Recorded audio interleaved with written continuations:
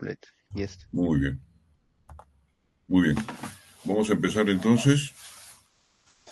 Buenas noches. El tema que vamos a tratar hoy es referente a lo que concierne al eje hipotálamo hipófiso gonadal masculino, ¿no? Llamado el hipogonadismo. Como siempre vamos a hablar algunas generalidades o recordatorios en relación al tema. Primero, importante saber, ¿no? Cómo está regulado este eje hipotálamo hipófiso gonadal. Entonces acá tenemos esta imagen que nos representa pues lo que siempre es regulado en la mayoría de ejes, como es el sistema de servorregulación o retroalimentación. Y acá vemos pues que en el hipotálamo secreta la hormona liberadora de gonadotropinas, la GnRH.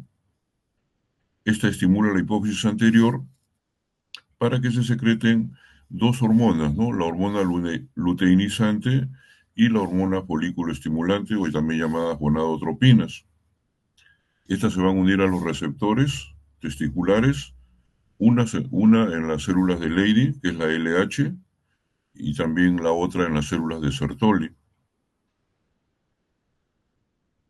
Una va a estimular la síntesis de esteroides sexuales, como es la testosterona principalmente, y la otra va a tener la acción sobre la formación de espermatozoides, la espermatogénesis, ¿no? Y también la producción de una hormona nueva que se llama la inhibina. Y también hay otra que es la activina poco estudiada. Entonces, el que va a ejercer el feedback o la retroalimentación va a ser pues la testosterona y la inhibina respectivamente.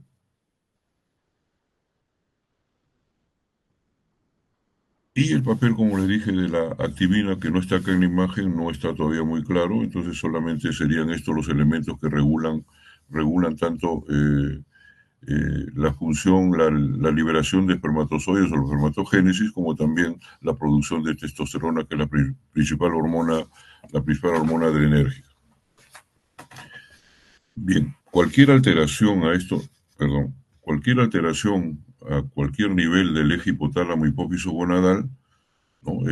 Va a producir pues un hipogonadismo, ¿no? O sea, tanto en el hipotálamo, en la hipófisis, como en el testículo órgano diana, ¿no? Hay que tener presente que este es un órgano dual, donde tiene doble función, como ya les dije, formar testosterona y formar espermatozoides, ¿no? Y actúa en la espermatogénesis. Bien, este es el recordatorio. Acá tenemos cómo la hormona luteinizante se une a las células de Leydig, ¿no? El precursor de la testosterona, que es el colesterol, y una secuencia enzimática grande donde va a formarse la testosterona. Esta testosterona luego va a ir a la célula target y se va a unir a receptores nucleares.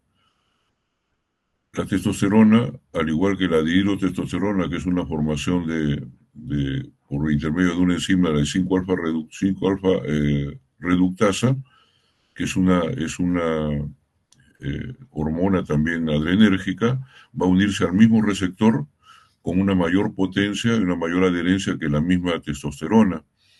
Y a nivel del núcleo, una vez unido, va a ejercer todas las funciones que conocemos, ¿no? Por ejemplo, va a haber la testosterona, va a producir la regulación, obviamente, de la gonadotropina, como ya mencionamos, la espermatogénesis y también la diferenciación sexual del varón. En cambio, la hidrotestosterona, ¿no? Va a producir, pues, principalmente la maduración sexual durante la pubertad. Entonces, acá lo importante es saber que la unión de testosterona como dihidrotestosterona a receptores va a ser la misma, ¿no? Y a nivel nuclear. Acá vemos nosotros la vía de acción de los andrógenos. La hormona luteinizante se une a su receptor, libera testosterona, que es de 5 a 7 miligramos por día, y hay diferentes vías, ¿no? Una vía donde actúa directamente la vía directa, que es a nivel muscular, que son los que van a los receptores androgénicos. Otra vía que es la conversión de testosterona a 5-alfa por efecto de la 5-alfa reductasa en un 5 a 10%, que es la dihidrotestosterona, que también, como ya les dije, se une a los mismos receptores androgénicos. Y también existe una vía conocida como la vía de las aromatasas en menor proporción, que van a formar el estradiol y que se va a unir a los receptores ya no androgénicos, sino receptores estrogénicos, ¿no? Esta es las diferentes vías metabólicas que van a presentar estas hormonas masculinas. La eliminación es a nivel de oxidación y conjugación hepática y también hay excreción renal, ¿no? Acá hay inactivación de las vías. Importante conocer también los niveles de testosterona, como en este cuadrito vemos nosotros por edades, fetal, neonatal, puberal, en adultos y en ancianos, cómo va a,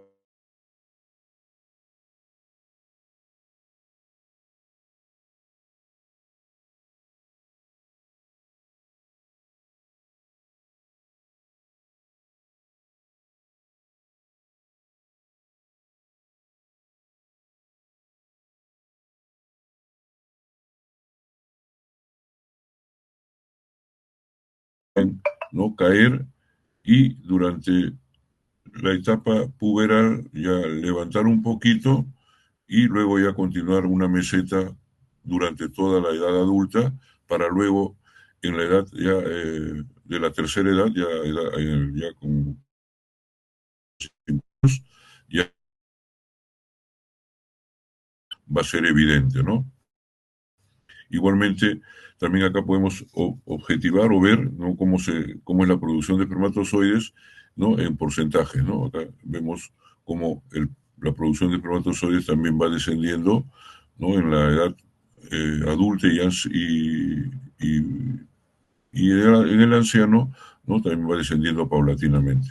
Estos son pues los cambios en los niveles de testosterona que ocurren en el varón en distintas edades, ¿no? Importante ver estos picos durante las edades y estas mesetas que se van a presentar durante las diferentes etapas de la vida. Acá tenemos el eje hipotálamo hipofisario testicular, donde el cuadrito más que todo tiene la importancia que estos dos, ¿no?, la LH y la FSH, recordarle a ustedes que tiene una liberación pulsátil, ¿no?, durante todo el día. Acá vemos también el esquema de la síntesis de los andrógenos en las células de Leydig. Ustedes ya muy bien conocen esto en fisiología, ¿no?, el 5-pentano perhidrogenantreno, donde comienza pues el precursor de la formación de estas hormonas, el colesterol, por una serie de pasos enzimáticos va a formar la testosterona y la dihidrotestosterona, ¿no? Acá están los diferentes enzimas que actúan, ¿no?, pregnenolona, progesterona, 17-hidroxiprogesterona, etcétera, etcétera, y son estas las hormonas más conocidas, que son la testosterona, la dihidrotestosterona, la dihidroepiandrosterona y la androstenediol. Son las hormonas adrenérgicas más importantes. Las dos marcadas en rojo son las que van a ejercer una función importante en el desarrollo puberal del individuo. Este cuadrito también es importante recordar en relación a los niveles de testosterona en el organismo, ¿no? A nivel testicular vamos a tener esta distribución. Testosterona unida a la globulina ligadora de las hormonas esteroideas en un 44%. La testosterona unida a la albúmina en un 48%. Y solamente hay una testosterona libre en un 2%. ¿No? Si sumamos testosterona unida a la globulina y testosterona unida a la albúmina, pues va a ser el mayor porcentaje, más o menos el 89-90%. Y esta va a distribuirse en los diferentes tejidos.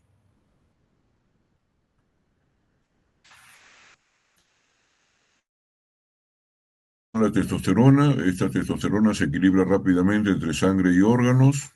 El valor en suero es igual al valor de la saliva.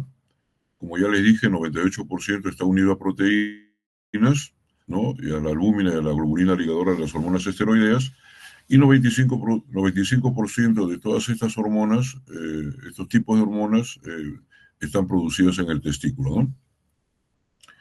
La hormona liberadora la globulina liberadora de las hormonas esteroideas, ¿no? Es sintetizada en el hígado y puede tener diferentes cambios de acuerdo al tipo de paciente que tengamos, ¿no? Por ejemplo, disminuye durante la obesidad, aumenta durante el embarazo, aumenta durante el hipertiroidismo. Entonces, hay que tener siempre presente ese dato de en qué momento está aumentada o está disminuida la globulina ligadora de hormonas esteroideas. Bien, ya revisando algunas cosas o algunos recordatorios en relación a lo que hemos visto, vamos a ver también cuáles son las funciones de los andrógenos, ¿no? Primera, regulación de la hormona luteinizante, ¿no? Nuestros andrógenos van a regular por mecanismo de feedback la regulación de las hormonas gonadotrópicas. También nos van a dar el fenotipo masculino durante la diferenciación sexual, eso es lo más importante de los andrógenos, ¿no? Y también nos va a inducir una maduración sexual durante la...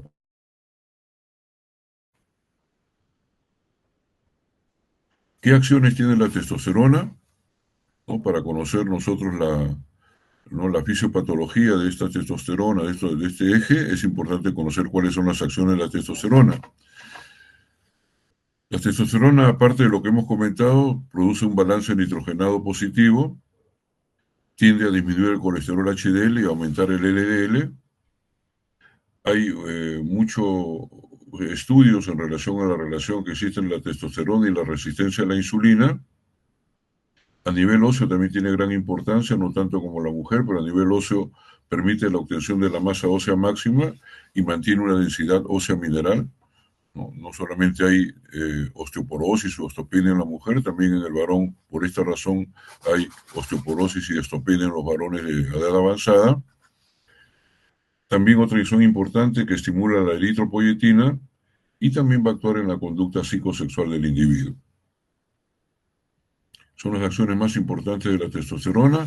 Acá tenemos, ¿no? La testosterona cómo actúa en los órganos blancos, ¿no? A nivel de la piel, el músculo, el hígado, la médula ósea, el cerebro, el riñón, órganos sexuales y huesos, ¿no? En la piel, pues va a producir, va a actuar sobre el crecimiento de vello, de la barba, del vello corporal y de las glándulas sebáceas, ¿no? Eso durante la pubertad, pues ya desarrollan estas glándulas sebáceas esta vellosidad y ya se ve una acción en esta etapa de la testosterona. En el músculo, cuando hay inicio de la pubertad, también hay aumento de volumen y de la fuerza muscular, ¿no? Hay una formación de músculo importante. En el hígado hay síntesis de proteínas séricas abundantes. En la médula ósea estimula la hematopoiesis. En el cerebro, ¿no? Ya iniciada la pubertad, se despierta la libido, el paciente o la persona se pone mucho más agresiva, hay cambios de conducta, ¿no? Cambios de personalidad. A nivel renal, también se estimula la síntesis de eritropoyetina y en los órganos sexuales también se ve un gran cambio, ¿no? El desarrollo peniano, ¿no? Tanto en volumen o en tamaño, tanto el testículo también, el vello púbico, ¿no? Las características típicas masculinas y también actúa sobre la próstata y vesícula seminal para, ¿no? La formación del semen, del líquido seminal. Y en el hueso también tiene una gran importancia porque actúa sobre el cierre de las epífisis y tiene gran importancia también en el crecimiento lineal del individuo y mejora también la masa ósea.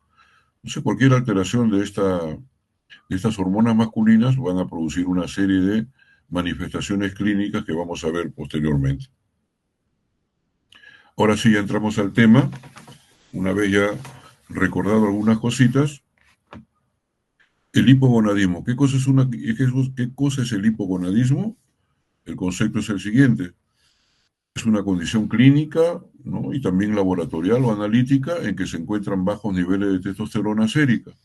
En este caso, menos de 3 nanogramos por mililitro es el concepto. Y esto asociado con signos y síntomas de deficiencia de testosterona. La incidencia es de 6 a 13% en la población general, pero si nos basamos en edades, las incidencias porcentuales son diferentes, ¿no? Por ejemplo, la incidencia de hipogonadismo en personas mayores de 50 años es del 10%, en las personas mayores de 20 años de 60 años, perdón, es del 20%, y ya personas mucho mayores, 70 años, ¿no? Es de un 30%, ¿no? A medida que aumenta la edad, la incidencia es mucho mayor. Acá dice que también tiene mayor prevalencia en personas de tercera edad, en obesos y en pacientes que presenten comorbilidades.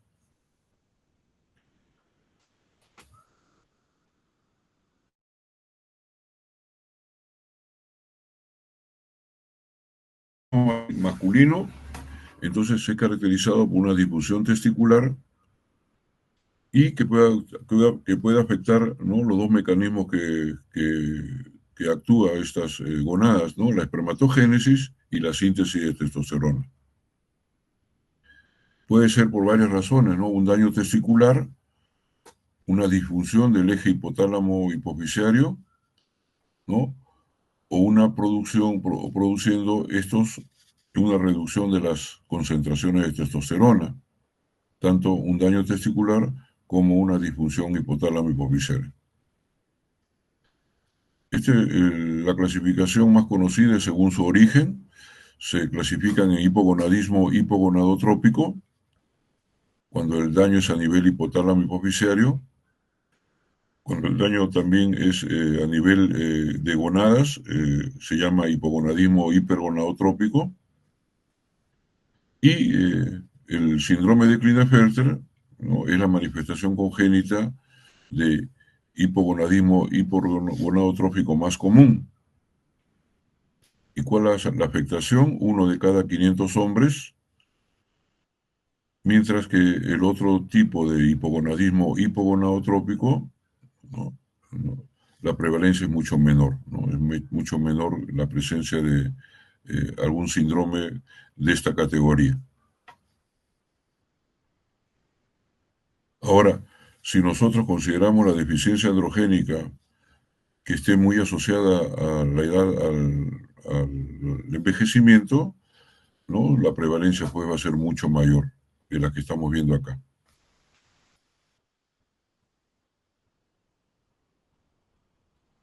Este también es una clasificación del hipogonadismo. Ya le dije que la clasificación, según su funcionabilidad, es la más conocida. Así tenemos pues también que el hipogonadismo se puede clasificar según la edad de presentación.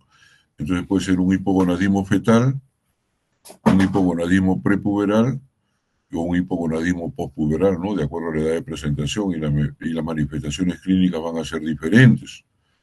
Según su anatomía, puede ser, ¿no?, según el daño gonadal, ¿no?, del órgano diana, o también su daño hipoficiario o hipotalámico. Acá se le llama un hipogonadismo primario y un hipogonadismo secundario. Algunos lo llaman también, ¿no?, terciario, cuando el daño es a nivel hipotalámico. Según su funcionabilidad, ¿no?, de acuerdo a la cantidad de gonadotropinas, se llama hipergonadotrópico e hipogonadotrópico. Y según su patogenia, la clasificación de hipogonadismo se le cataloga como congénito e hipogonadismo adquirido.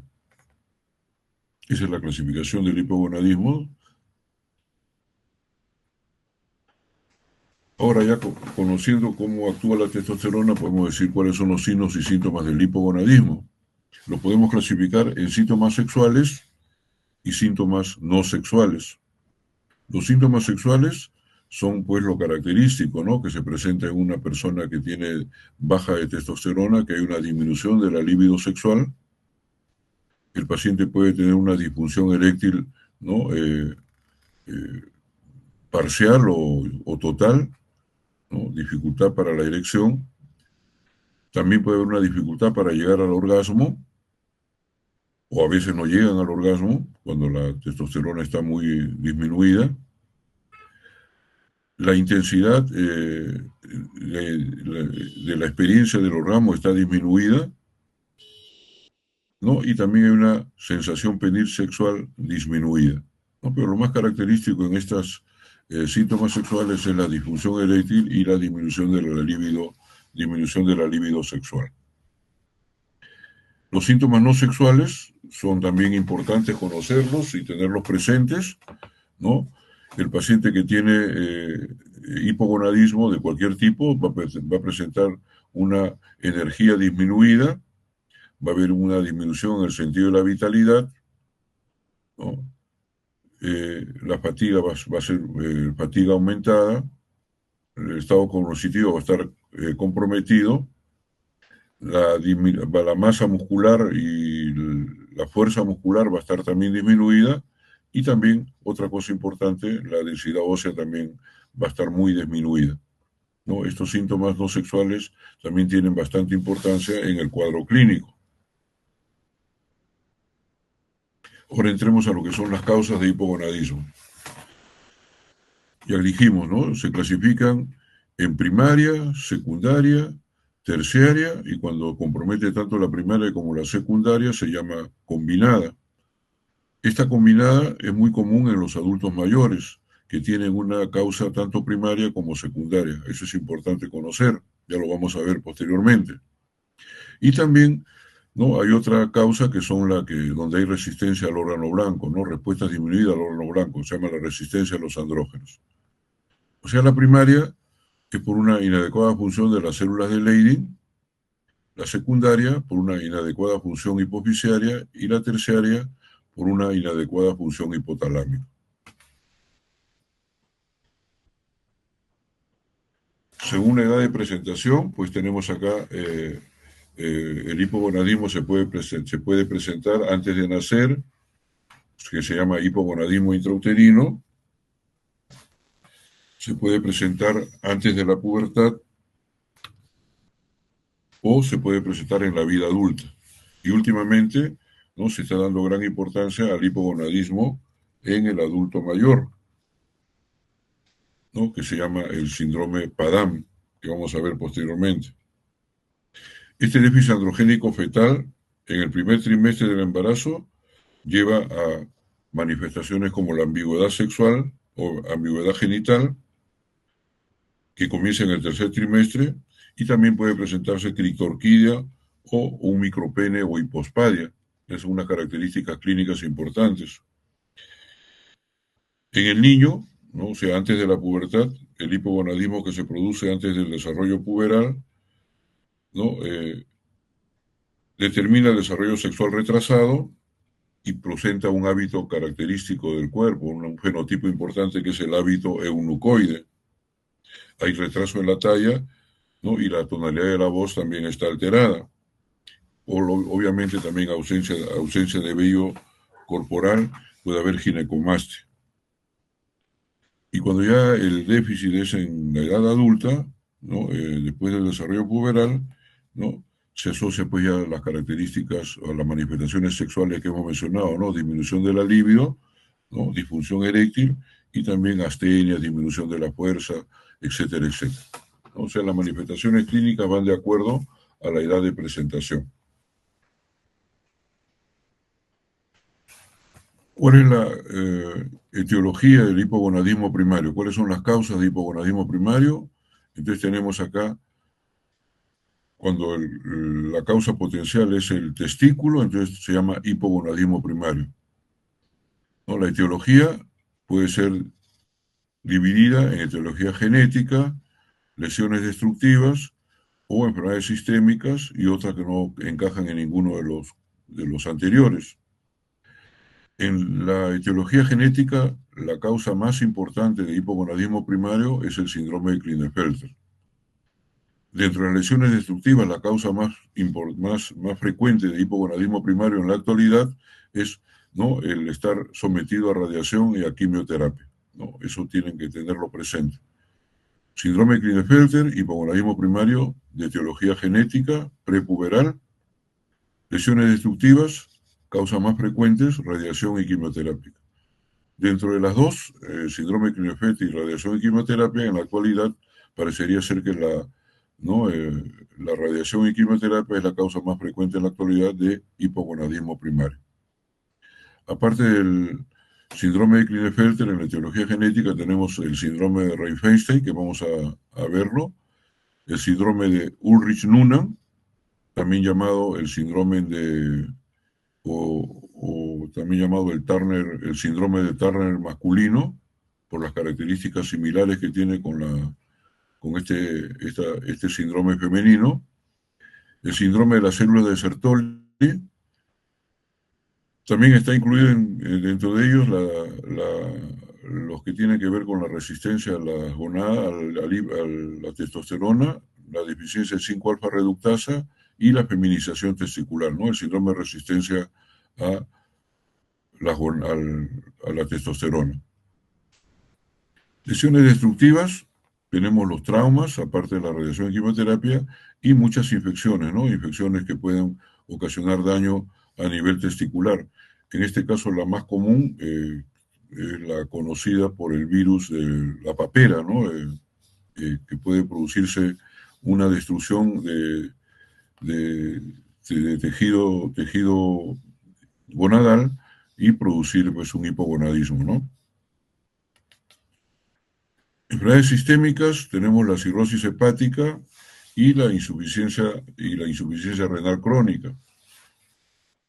Otra patología sistémica muy conocida es la distrofia miotónica y también, así como hay otras manifestaciones autoinmunes en otros órganos endocrinos, también se llama, ¿no?, un hipogonadismo primario autoinmune, también lo tenemos, y también los cuadros de anorquia, ¿no?, cuando hay ausencia, ¿no?, de testículo o un testículo evanescente. Ese es el hipogonadismo primario, ¿no? El daño está en el testículo. El hipogonadismo secundario, ya la causa potencial está en la hipófisis o está en el hipotálamo. Entonces acá tenemos en el hipogonadismo secundario, pues no lo voy a repetir, son todas las manifestaciones, todas las causas que producen hipopituitarismo, que ya lo revisamos en la primera clase, ¿no? Diferentes tumores hipofisiarios, adenomas hipofisiarios, los craneofaringiomas, pero acá resalta mucho este síndrome que es el síndrome de Kallmann, ¿no? Que es un síndrome genético que se presenta a nivel hipotalámico y que lo vamos a mencionar también. Algunas lesiones infiltrativas como la sarcoidosis, la histiocitosis, etcétera, etcétera, también pueden producir hipogonadismo secundario. Tuberculosis, como infecciones, hemocromatosis, ¿no?, acúmulo de fierro en el hipotálamo, en la hipófisis, pueden producir hipogonadismo secundario. Y algunas sesiones múltiples de radioterapia a nivel cerebral también son causas de un hipogonadismo secundario. En otras palabras, las mismas causas que produce el hipopituitarismo son las mismas del hipogonadismo secundario. Destacando acá lo que es el síndrome de Kallmann, ¿no? Acá para su entendimiento, ¿no?, y no confundirse cuando uno le haga alguna pregunta durante el examen, pues acá tenemos el eje hipotálamo hipófiso gonadal normal. Acá miren ustedes las flechitas. Tenemos el eje hipotálamo hipófiso gonadal en una insuficiencia gonadal primaria y el eje hipotálamo hipófiso gonadal en una insuficiencia gonadal secundaria. El sinónimo de insuficiencia gonadal primaria y el sinónimo de insuficiencia gonadal secundaria es hipogonadismo hipergonadotrópico cuando es primaria e hipogonadismo hipogonadotrópico cuando es secundario. Esto es razón del feedback, ¿no? Como ven ustedes acá en las flechitas. Si el paciente no tiene testosterona como para producir una inhibición de la FSH-LH, obviamente la LH y la FSH van a estar elevadas y se va a producir un hiperandrogenismo, ¿no? Si la testosterona, si la LH y la FSH es la que está dañada por el hipotálamo o por el hipófisis, entonces va a haber poca LH y poca FSH, entonces va a haber un hipogonadismo hipogonadotrópico, o sea, pocas gonadotropinas presentes en los estudios laboratoriales. Entonces, siempre conocer la sinonimia, ¿no? El primario es hipogonadismo hipogonadotrópico, el secundario es hipogonadismo hipogonadotrópico. El tamaño del testículo también es normal, ¿no? Y en ambos el tamaño del testículo está disminuido.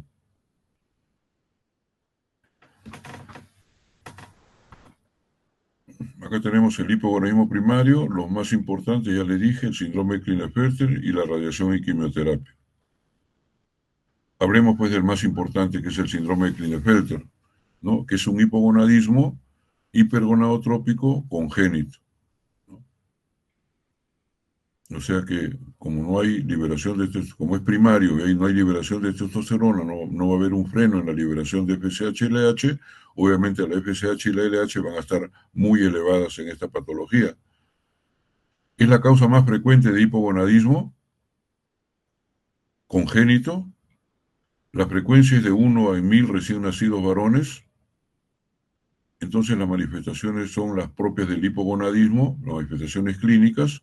Hay esterilidad por azospermia, hay ginecomastia. En este caso, cuando hablamos de esterilidad por azospermia, por más tratamiento que reciba con testosterona, ¿no? La azospermia va a estar presente y el paciente va a tener ¿no? una infertilidad ya prácticamente irrecuperable, ¿no?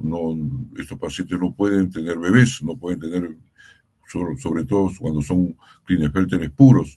Cuando son mosaicismos sí pueden, ¿no? En algunas ocasiones se ha visto, ¿no? Fecundidad. Entonces, este síndrome de Klinefelter es una digenesia testicular, ¿no? Con un cariotipo característico, ¿no? El más característico y la más frecuente es el 47XXY, en un 80%. Pero también pueden existir variantes, ¿no? Que se llaman, ¿no? Los mosaicismos, ¿no? Tenemos diferentes mosaicismos, como ven ustedes acá abajo, que están en menor porcentaje, ¿no? En un 20, 15% de mosaicismo, pero la anomalía más frecuente es esta fórmula cromosómica que es el 47XXY, ¿no? El cariotipo 47XXY, o sea, presencia de dos cromosomas sexuales X lo caracteriza el síndrome de Klinefelter.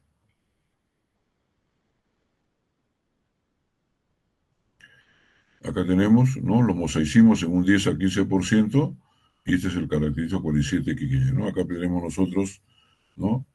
Un cariotipo donde están, ¿no? Los 22 eh, cromosomas y los dos cromosomas sexuales, ¿no? En este caso, acá en esta patología, hay dos cromosomas y un cromosoma Y. Dos cromosomas X y un cromosoma Y, ¿no? 47XXY. En la mitad de los casos de esta anomalía, ¿no? Congénita, hay errores en la etapa de la meiosis 1 paterna, ¿no? Y en la meiosis 1 o 2 materna. Eso lo hemos llevado en genética. Entonces acá tenemos algunos datos en relación al síndrome de Klinefelter. Son varones con cariotipo 47XXY. Como tienen dos X, entonces van a presentarse, ¿no? En el frotis bucal, ¿no? Cuerpos de Barr positivos. El fenotipo importante es el eunucoide. Vamos a ver qué significa hábito eunucoide, ¿no? Hay eunucoidismo, hay ginecomastia. Como ya les dije, la zoospermia es lo característico. El testículo tiene una característica de ser un testículo firme, pequeño y fibrótico, muy pequeño, ¿no? De gran consistencia. Entonces eso caracteriza un síndrome de Klinefelter. Y también en el aspecto psicosocial hay un comportamiento especial en estos pacientes, ¿no? Se dice que a mayor número de cromosomas sexuales X, mayor va a ser el comportamiento psicótico y antisocial de estos individuos, incluso que pueden llevar a actos delincuenciales, a más cromosomas X. Pero no solamente va a haber, ¿no? Trastornos de tipo sexual, ¿no? Sino gonadal, sino también hay patologías asociadas con este síndrome, como son, por ejemplo, ¿no? Las varices en las venas varicosas, presentaciones crónicas pulmonares, el hipotiroidismo puede estar asociado al Klinefelter, y también cuando hay ginecomastia, un 25% puede presentar carcinoma de mama, ¿no? En este cuadrito tenemos el síndrome de Klinefelter, igual lo mismo que hemos mencionado, ¿no? Eh, Acá, como dice el ginecomastia, vamos a aprovechar esta imagen. Dice que el riesgo relativo de 200 veces más de cáncer de mama que otras personas que no lo tengan, ¿no? Es es un riesgo relativo muy alto, ¿no? De cáncer de mama. También hay fragilidad ósea, ¿no? Y también acá están lo que tienden a padecer en algunos pacientes, como es la diabetes mellitus, el síndrome de resistencia a la insulina, el hipotiroidismo, algunas enfermedades autoinmunes, ¿no? Y las famosas úlceras venosas que suelen presentar estos individuos. Y la mayoría son de talla alta y con esta característica que les dije de hábito eunucoide. ¿Qué es el hábito eunucoide o eunucoidismo, no? Es cuando la distancia, acá ven la imagen y se ve claro, cuando la distancia del pubis al piso, o sea, del pubis al piso, es mayor que la del cráneo, del pubis al cráneo, ¿no? Y también la envergadura, ¿no? La envergadura vendría a ser la distancia entre la punta de los dedos medios con la de los brazos extendidos, es mayor a la estatura, ¿no? Si nosotros hacemos extender al individuo, ¿no? Como vemos acá en la figura, ¿no? Y medimos la envergadura, o sea, de una punta de los dedos a otra punta de los dedos, o mediante estos aparatos que son especiales, vamos a ver que la envergadura, que así se denomina, va a ser mucho mayor que la estatura de la persona.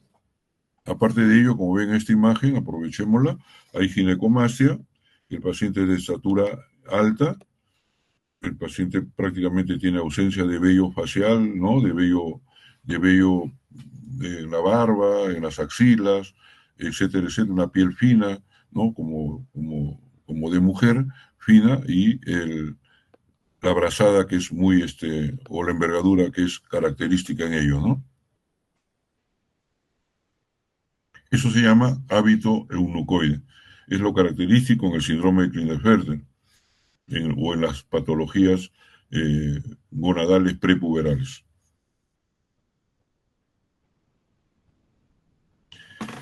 Aparte del síndrome de Klinefelter, hay otras menos importantes que son el síndrome de Reinfeldten, que es una resistencia androgénica parcial, ¿no? A nivel periférico, y que se detecta siempre al momento del nacimiento, ¿no? Con las características de hipospadias, hay crictorquía inguinal, puede haber, ¿no? Fusión también del escroto, ¿no? El cariotipo es XY normal, ¿no? Y también se puede observar característicamente una ginecomastia en la pubertad. La herencia es un rasgo recesivo ligado al cromosoma X, ¿no?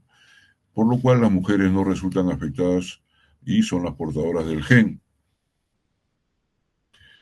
Para recordar lo que es hipospadias, vendría a ser la apertura urinaria del meatus y puede tener diferentes formas de presentación, ¿no? La subcoronal, la peniana y la penoescrotal, como vemos acá en la imagen, ¿no? Acá la subcoronal, que está en el borde del glande, la peniana, que está acá junto al pene, y la penoescrotal, que está un poquito más abajo, en la base entre raíz peniana y el escroto. Esa es la hipospadia que se presenta en estos pacientes que tienen hipogonadismo, sobre todo a temprana edad. Otro síndrome dentro del grupo de los hipogonadismos primarios es el síndrome de Ullrich-Noonan, también llamado síndrome de Turner masculino. Es autosómico dominante, una característica importante, a diferencia del Turner masculino, que ya usted sabe que es 46X0, este tiene pues el cromosoma normal, 46XY, o el Turner es 45X0, creo, no recuerdo ahorita, ¿no? El Turner masculino es cromosomas normales, 46XX, y tienen las características muy similares a un síndrome de Turner femenino, ¿no? Son de estatura baja, tienen el famoso cuello alado, ¿no? Baja implantación de la línea del cabello, que es característico del Turner femenino, y también alteraciones en los miembros inferiores del cúbito valgo, en los pies, ¿no? Como vemos acá en esta imagen, también, perdón, vamos a seguir acá, otras características clínicas, hay retraso mental, hay proctosis, hay hipertelorismo, lo mismo que las femeninas, e implantación baja de las orejas. También presentan estenosis de la válvula pulmonar y defectos intraauriculares. lo que van a presentar también por el hipogonadismo va a ser criptorquidia y las manifestaciones clínicas del hipogonadismo. Analíticamente, ¿no? Los niveles hormonales pueden estar normales o la testosterona puede estar ligeramente baja, pero con FSH y LH alto por ser un hipogonadismo primario. Acá está el síndrome de Ullrich-Nuna, ¿no? Miren las características clínicas, ¿no? El cuello alado, la implantación baja del cabello, la talla corta, ¿no? Algunas alteraciones, el pecho, ¿no? Un pecho bien prominente, ¿no? Propio de un síndrome de Turner femenino, parecido, pero sino que es masculino, y también, ¿no? Algunas alteraciones en las características sexuales secundarias de hipogonadismo, ¿no? Micropene, el vello púbico de distribución no masculina, etcétera, etcétera. Se llama el síndrome de Ullrich-Nuna o síndrome de Turner masculino. También hay ya no solamente los genéticos, sino también los daños testiculares. Por ejemplo, pueden producir hipogonadismo, la torsión del cordón espermático. La quimioterapia, como ya dijimos, sobre todo compromete las células germinales, ¿no? Y la radiación, ¿no? Cuando es una radiación mayor de 15 rads, puede producir una, un hipogonadismo permanente, pero si es mucho mayor, ya, perdón, parcial, pero si es mucho mayor, ya puede ser un hipogonadismo de tipo permanente. La papera o la virosis en la parótidas, en edad, no durante la niñez, sino en la edad adulta, puede ocasionar también este virus lesiones a nivel de testículo, se llama la orquitis urriana o la parotiditis, ¿no? O la famosa papera. También enfermedades poco conocidas o ya casi desaparecidas como la lepra, también ha producido, ¿no? Problemas de tipo gonadal, ¿no? Y la tuberculosis también, tuberculosis testicular.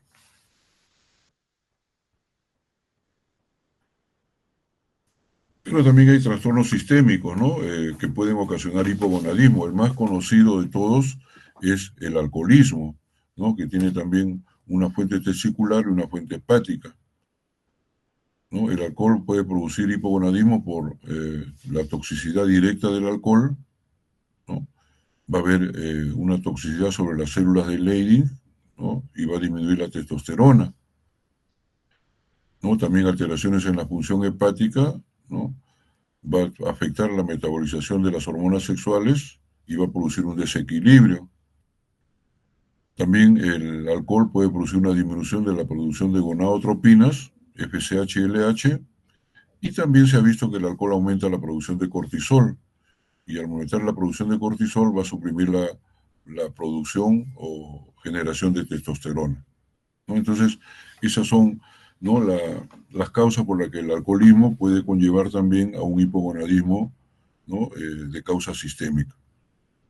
Hepático también se ha visto cuando hay disfunción hepática por trastornos en la regulación metabólica de la testosterona y los otros andrógenos, también puede producir un hipogonadismo.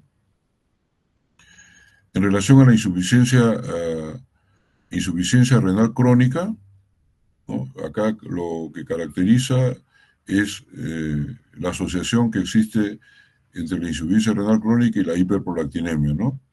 El aclaramiento de la prolactina va a ser pobre, va a haber una hiperprolactinemia, y ya todos nosotros sabemos que la hiperprolactinemia en el varón suele ocasionar manifestaciones de hipogonadismo como disfunción eréctil y disminución de la libido, y también porque las toxinas no son muy adecuadamente depuradas.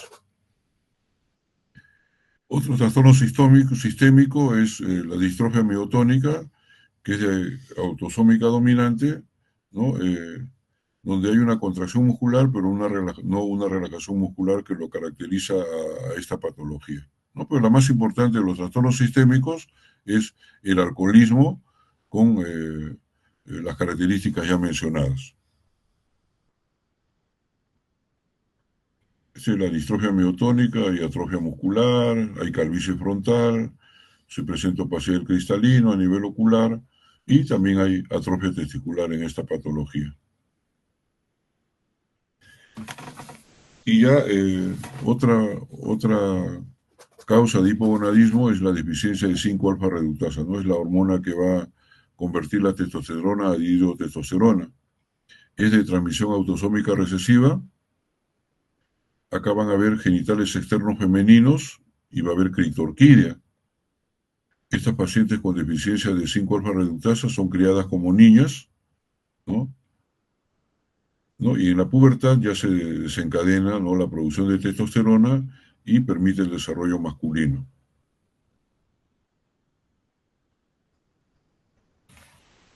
Esto lo vamos a ver nosotros en el otro, lo que se llama el síndrome del testículo feminizante, ¿no? También llamado síndrome de insensibilidad a los andrógenos. En este síndrome del testículo feminizante es un síndrome de insensibilidad o resistencia a los andrógenos total. ¿Por qué? Porque hay una ausencia del receptor de andrógenos.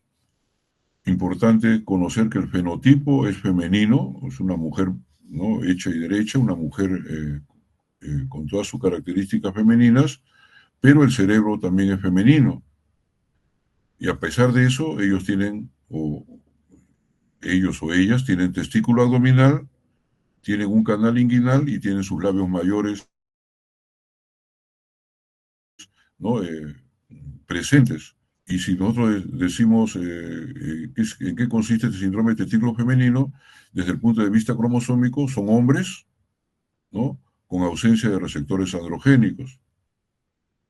Entonces, estos varones entre comillas, durante la pubertad van a desarrollar crecimiento mamario y van a tener una vagina que va a ser una vagina ciega. Van a tener ausencia de vello axilar y ausencia de vello pubiano. Entonces, no va a haber una respuesta obviamente no va a haber una respuesta a la administración de andrógenos, pero sí una respuesta si administramos estrógenos.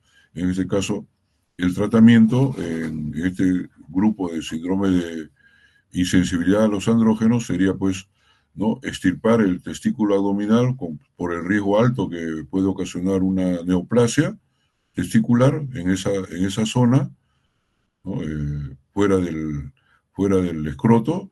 Entonces, y luego de dar terapia estrogénica, ¿no?, para evitar osteoporosis y otras patologías propias de una deficiencia estrogénica. Eso se llama el síndrome del testículo feminizante. Miren ustedes acá en esta imagen, ¿no?, es una mujer, ¿no?, prácticamente si la vemos así es una mujer, pero en sí genéticamente es un hombre, cromosómicamente, perdón, es un hombre. Igual acá, estas 4 mujeres, ¿no?, tienen el síndrome de testículo feminizante. Y si vemos esta foto, ¿no?, que se llama un grupo de pacientes que tienen este síndrome, podríamos decir, pues, ¿quién va a dudar de que que son pacientes ¿no?, con cromosomas XY, ¿no?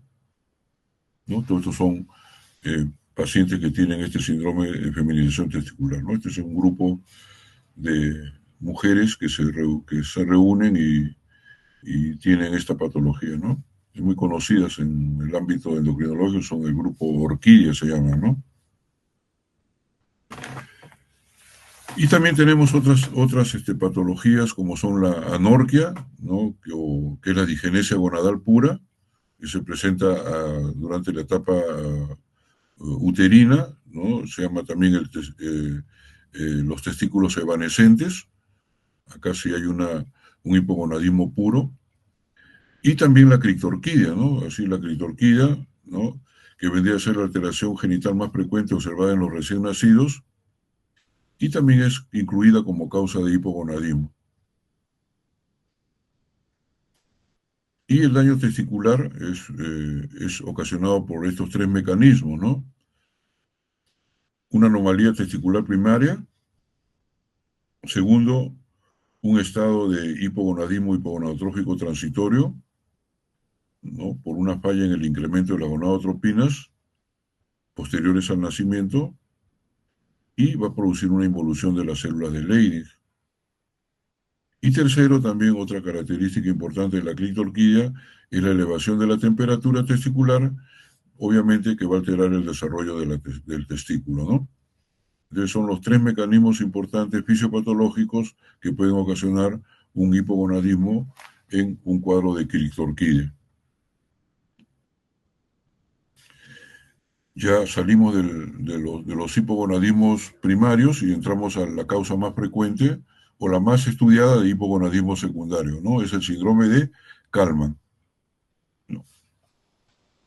El síndrome de Kalman es la deficiencia aislada, ¿no?, de gonadotropina, es el típico ejemplo de un hipopituitarismo aislado, y que se caracteriza, aparte de la deficiencia de gonadotropinas, ¿no?, por una deficiencia hipotalámica de la hormona liberadora de gonadotropinas, ¿no?, porque el origen es a nivel hipotalámico.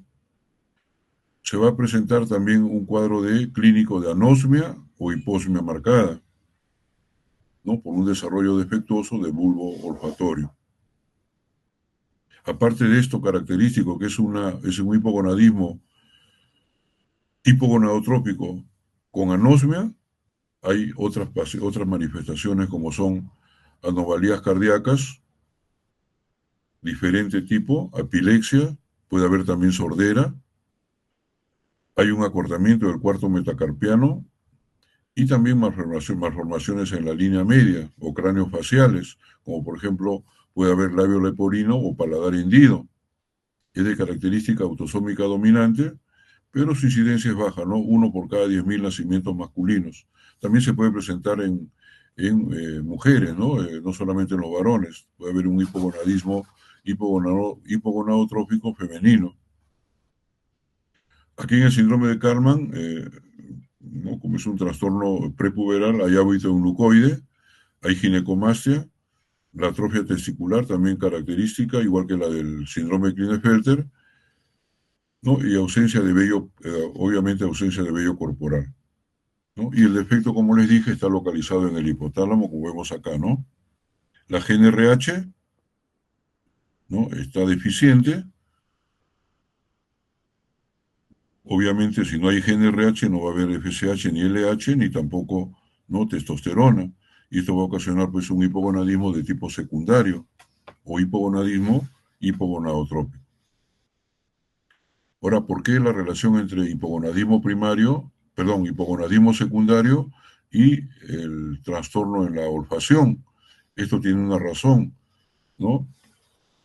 Esta asociación entre hipogonadismo y la anosmia es debido a que las neuronas olfatorias y las hipotalámicas productoras de GNRH van a provenir de un mismo origen embrionario, ¿no? Razón por la que se va a presentar asociado al hipogonadismo una ausencia en la olfacción,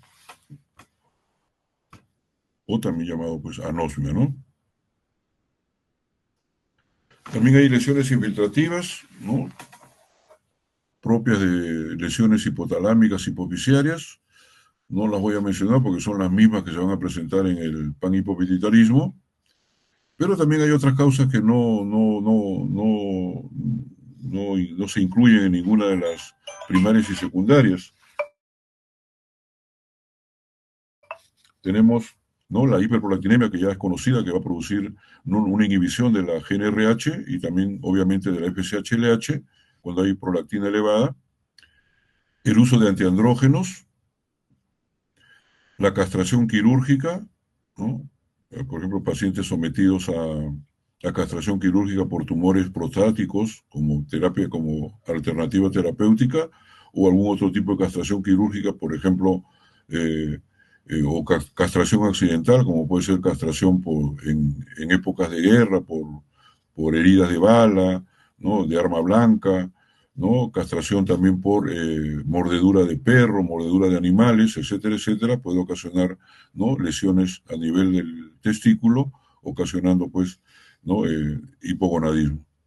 Y a los famosos disruptores endocrinos que están tanto de moda en la actualidad, como son los diferentes insecticidas que se utilizan en la industria agrícola, pueden producir también, ¿no?, hipogonadismo primario.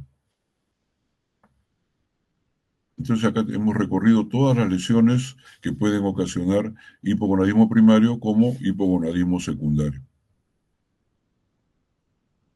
acá tenemos la hiperprolactinemia, ¿no? Y relación con el hipogonadismo, ¿no?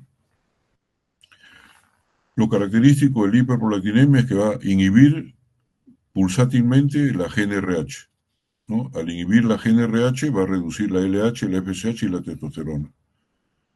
Ya sabemos que los varones, cuando llevamos la clase de tumores productores de prolactina, ¿no? Los varones por lo general, ¿no? Tienen macroadenomas, y estos macroadenomas tienden a tener cierto grado de malignidad, y las manifestaciones clínicas son muy diferentes a las manifestaciones de la mujer.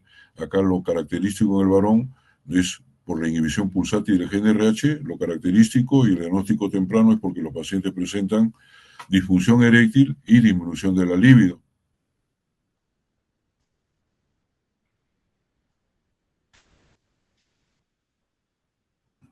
Y entramos a lo que es el tema del hipogonadismo por envejecimiento, ¿no? Este hipogonadismo por envejecimiento tiene diferentes nombres, ¿no? Se le llama mal llamada andropausia, ¿no? Querían relacionarla con la menopausia, pero mal llamada porque cuando uno ya llega a esta edad no hay un corte total o súbito de estas hormonas, sino es paulatino, a diferencia de la mujer que durante la menopausia, obviamente ya los estrógenos ya van a estar ausentes bruscamente, ¿no? Pero se le llama también andropausia o también deficiencia de andrógenos del adulto mayor. Androdeclin también se le conocía así, pero el nombre más conocido y eh, que más se usa es el síndrome Padan, ¿no? Es creo que es un acrónimo, vamos a ver acá cómo es el acrónimo.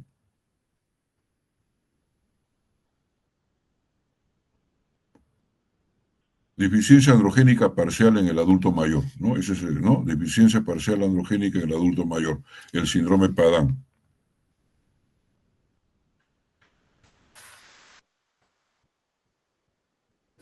Entonces hay adultos mayores que tienen problemas eréctiles y falla testicular primaria, van a tener niveles bajos de testosterona sérica, ¿no? O con niveles normales o ligeramente elevados de gonadotropinas. La prevalencia en estos varones adultos es de 40 a 60 años, ¿no? Aparece un niveles bajos de testosterona en un 7%, cuando ya cumplen 60 80 años un 20%, y cuando ya tienen más de 80 años, ¿no? Se va a presentar una prevalencia de baja de testosterona de un 35%. Teniendo estos resultados, pues la terapia androgénica actualmente es cuestionada, ¿no? Por los valores porcentuales que revisamos acá, ¿no? Es muy discutido el uso de terapia androgénica o terapia con testosterona en los pacientes adultos mayores. Eso todavía no está muy claro. Como les dije, a diferencia de las mujeres, los varones no experimentan un rápido declive de la función de las células de Leydig, ¿no? El declive es parcial, es lento, ¿no? Un paciente adulto mayor puede tener todavía cantidad de testosterona como para procrear. Se ha visto pacientes, personas varones que han tenido hijos a los 70, 68, 70 años, ¿no? Inclusive 75 años, porque la testosterona sigue actuando en el organismo. Acá dice, pues la fertilidad en varones persiste aún en edades muy avanzadas. ¿Qué pasa con la disminución de la función testicular con la edad, ¿no? ¿Qué sucede en el adulto mayor? ¿No? En el adulto mayor hay una disminución en el número de las células de Leydig, la amplitud del pulso también está disminuida, aumento de la sensibilidad de los gonadostatos en el hipotálamo al estímulo androgénico. A nivel del hipotálamo hay una reducción de la masa neuronal en las hormonas liberadoras de gonadotropinas, y también se pierde el ritmo circadiano de la testosterona, ¿no? Ustedes saben que el ritmo circadiano, la testosterona tiene un ritmo circadiano donde la testosterona se libera mucho más, en más cantidad durante las horas de la mañana.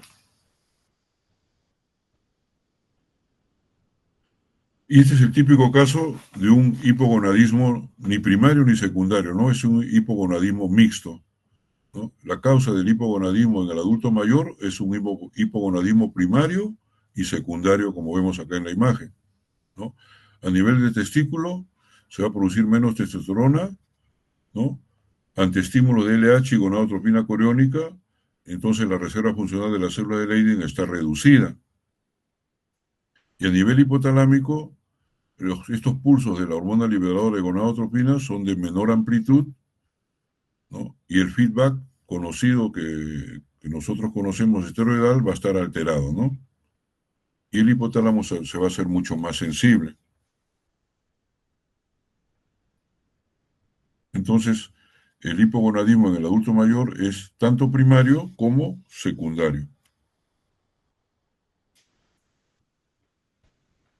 ¿Qué pasa con la osteoporosis en el hombre, ¿no? Ya hemos dicho que también el hombre presenta osteoporosis, bueno, en menor frecuencia que las mujeres, pero también se ha visto o se ve osteoporosis en los varones, u osteopenia en los varones.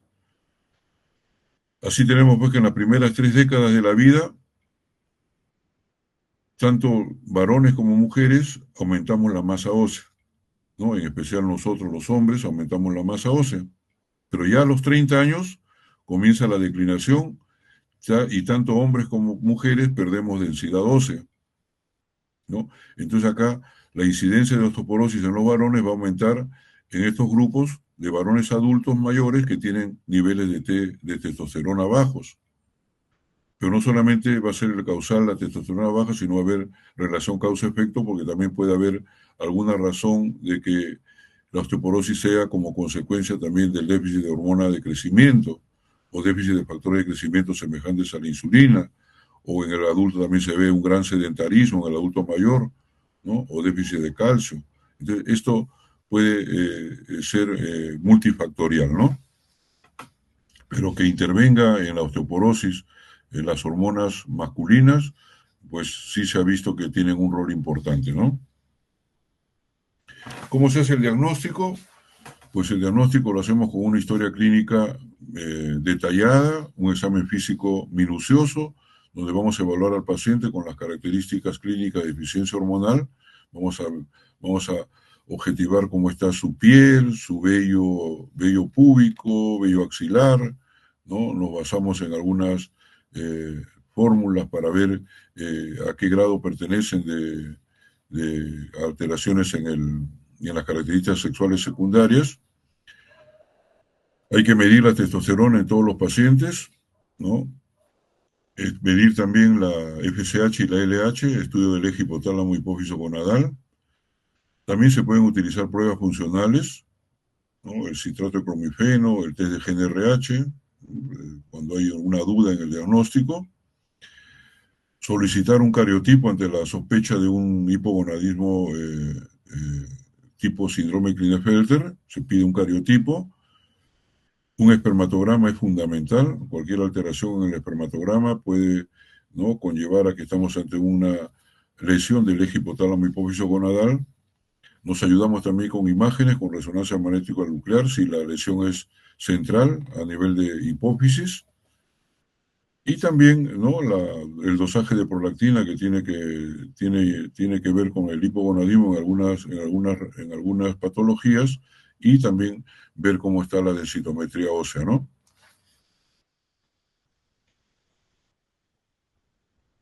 Son las pruebas que se deben solicitar cuando uno está haciendo un estudio de hipogonadismo masculino.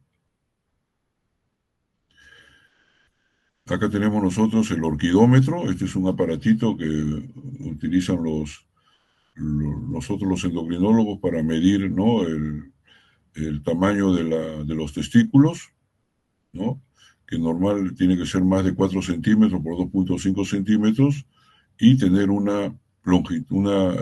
volumen testicular dentro de 15 centímetros cúbicos, ¿no? Es un collarcito donde hay diferentes, de madera, donde hay diferentes tamaños del volumen, del tamaño del testículo, y se le va, como ven en la imagen, se le va midiendo y se le va viendo a qué tipo testicular pertenece, ¿no? Y acá nosotros tenemos, ¿no?, lo que se llama la escala de Turner masculino, ¿no?, donde nosotros vamos a evaluar los genitales y también vamos a utilizar este orquidómetro, se llama, el orquidómetro de Prader se llama, ese es el nombre, ¿no?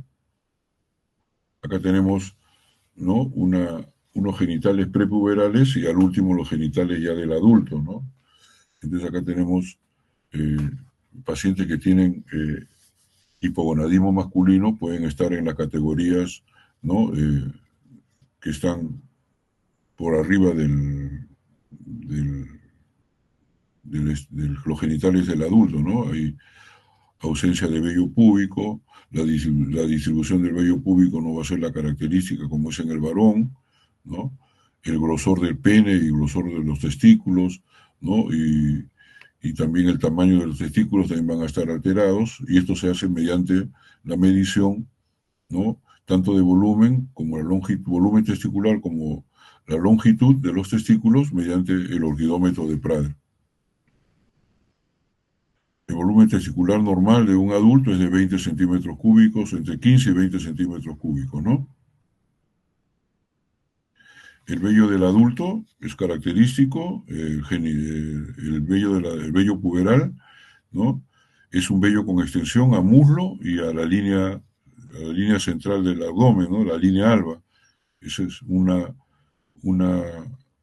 una característica del vello púbico del varón adulto que no tiene problemas con las gonadas, ¿no?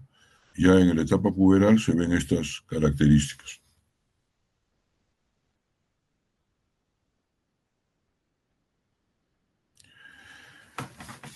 Una forma de medir la testosterona es la testosterona total, y cuando es dificultosa o de difícil diagnóstico se utiliza la testosterona biodisponible, ¿no? ¿Qué es la testosterona biodisponible? Es la suma de la testosterona libre y de la testosterona unida a la albúmina, ¿no? Esta tiene mucha importancia, sobre todo en la medición de la testosterona, en el diagnóstico de hipogonadismo en el anciano, ¿no? Es preferible pedir la testosterona biodisponible.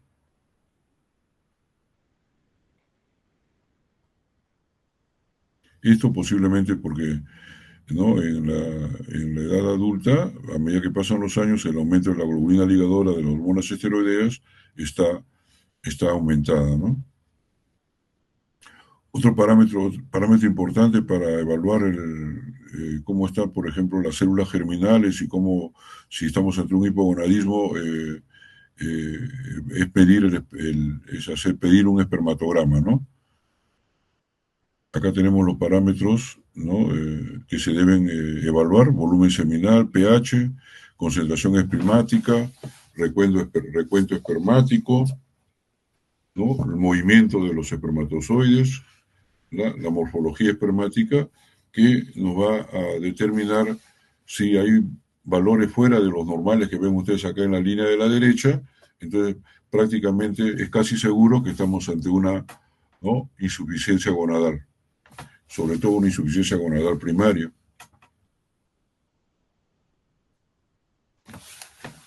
La Organización Mundial de la Salud, ¿no?, ha dado algunas pautas en relación a cómo debe ser un espermatograma normal, ¿no? Acá lo tenía, bueno, se me ha perdido. Acá tengo una notita. Un espermatograma se considera normal, ¿no?, si el volumen total del eyaculado es menor de 1.5 mililitros, si el pH es menor de 7.2 mililitros, perdón, de 7.2, y el número de espermatozoides es menor de 20 millones por mililitro. Y también cuando el 30% de espermatozoides tienen una morfología anormal, ¿no? Ahí la OMS ha dado esas pautas para determinar cuándo un espermatograma es patológico o anormal. Acá tenemos algunas pautas y normas para la obtención de una muestra de semen para el estudio de fertilidad, ¿no? Mantener un periodo de abstinencia sexual entre 3 a 5 días, utilizar solamente recipientes suministrados por el laboratorio, indicaciones especiales también antes para obtener o tener una muestra de domicilio, no se utilizan preservativos, entregar la muestra tan pronto como sea posible, no debe pasar más de una hora, ¿no? Etiquetar la muestra y tampoco no refrigerar, ¿no? La abstinencia sexual debe ser entre 3 a 5 días para un adecuado espermatograma. Y para terminar, ¿cuál es el tratamiento, no? Los objetivos del tratamiento son dos, ¿no? Lograr en el individuo con hipogonadismo la fertilidad, si se puede, y mejorar las características sexuales. En relación a la fertilidad, se comienza con gonadotrofina coriónica humana, con las dosis acá detalladas, y se sigue con la gonadotrofina menopáusica humana para tratar de elevar la testosterona en el individuo, ¿no? Esto ya pues es un tema ya de especialidades, ¿no? De médicos que tratan fertilidad, ¿no? Es solamente para que tengan ustedes una idea qué cosa es lo que se utiliza. O también se puede utilizar los pulsos de hormona liberada de gonadotropina, ¿no? Solamente los voy a mencionar nada más, ¿no? Pero lo que sí tienen que tener ustedes presentes es cuáles son los objetivos, ¿no? Lograr fertilidad en algunos individuos y mejorar, sobre todo en la mayoría de los pacientes, las características sexuales.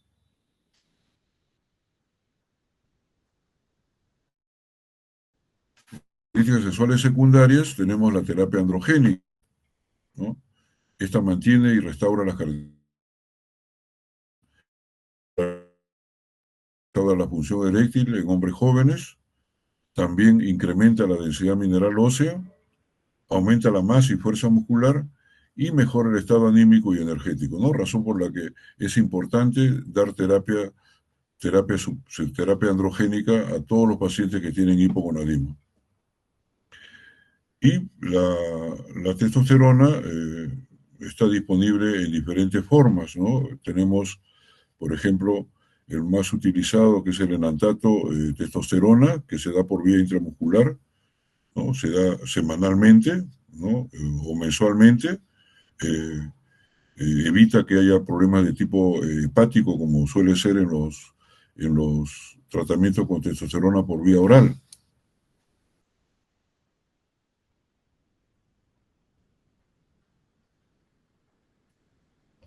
Estos son los tipos de testosterona, ¿no? Tenemos el oral, que no lo utilizamos a veces muy poco por los riesgos de hepatotoxicidad.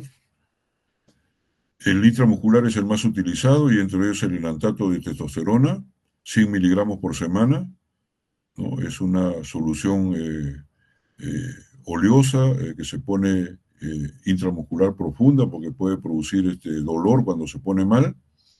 Los parches escrotales también, los parches transdérmicos con sus eh, efectos que puede ocasionar, ¿no?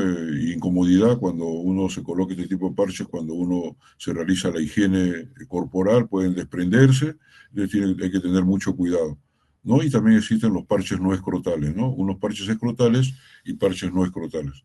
Todos estos tipos de testosterona existen en el mercado, pero el más utilizado para terapia de reemplazo es los de tipo intramuscular, ¿no? Sobre todo el enantato de testosterona.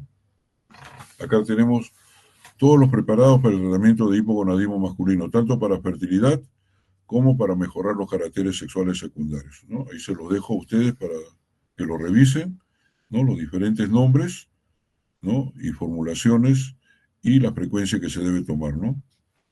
Y qué seguimiento se debe hacer. En la mayoría, obviamente, se hace el seguimiento con la testosterona plasmática. ¿Cuáles son las contraindicaciones del uso de testosterona como tratamiento? Aquellos pacientes que tienen cáncer de próstata activo, está contraindicado. Cáncer de mama también, ¿no? Los que tienen un hematocrito mayor del 50%, ustedes saben que la testosterona eleva el hematocrito, ¿no? Entonces hay que tener mucho cuidado con el hematocrito mayor del 50%. Cuando tienen síntomas urinarios bajos muy marcados, si bien no es un cáncer de próstata, pero es un nódulo prostático sospechoso, también debe evitarse, ¿no? insuficiencia cardíaca congestiva no controlada, aquellos que tienen marcadores tumorales prostáticos altos también y alto riesgo de cáncer de próstata también se está contraindicado. Y también está contraindicado en pacientes que tienen alteraciones cardíacas como infarto al miocardio, angina inestable, que estén revascularizados por las coronarias, ¿no? En los últimos 6 meses estaría contraindicado. Y los que tengan una apnea obstructiva al sueño, ya muy avanzada, también se contraindica el uso de testosterona. Eso siempre hay que tener presente cuando uno lo indique, ¿no? Las contraindicaciones. Entonces, los riesgos de uso de testosterona tienen sus riesgos el usar testosterona, ¿no? Problemas cardiovasculares, puede elevar los lípidos, ¿no? Los triglicéridos, la testosterona. El más común de todos los riesgos de uso de testosterona es la producción de eritrocitosis. De todos los que están acá, la eritrocitosis es el riesgo más común. La hiperplasia benigna de próstata se puede presentar en algunos pacientes que usan testosterona en forma crónica y el cáncer de próstata también, ¿no? Los orales, como ya les dije, son grandes hepatotóxicos. Las reacciones dérmicas, como por ejemplo los parches, también pueden producir reacciones dérmicas que evitan su uso. El usar testosterona también puede elevar las manifestaciones androgénicas, como es el acné, la seborrea, ¿no? Etcétera, etcétera, y también puede condicionar una atrofia testicular. Muy bien, yo creo que este es el último slide. No sé si hay alguna pregunta en relación al tema de hipogonadismo primario.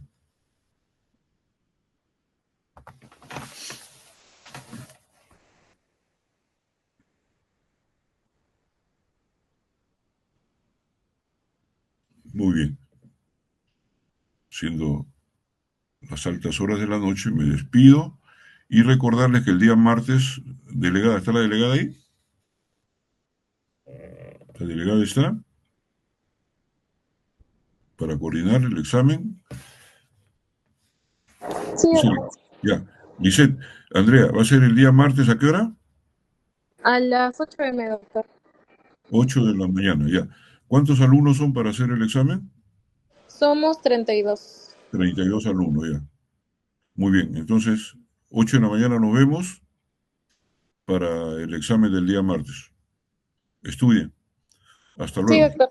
Muchas gracias. Bueno, Buenas hasta luego. noches. Gracias, doctor. Buenas noches. Hasta luego, hasta luego. Gracias. Gracias, doctor. Hasta luego, doctor. Buenas noches. Hasta luego. Cuídense. Gracias, doctor. Hasta luego.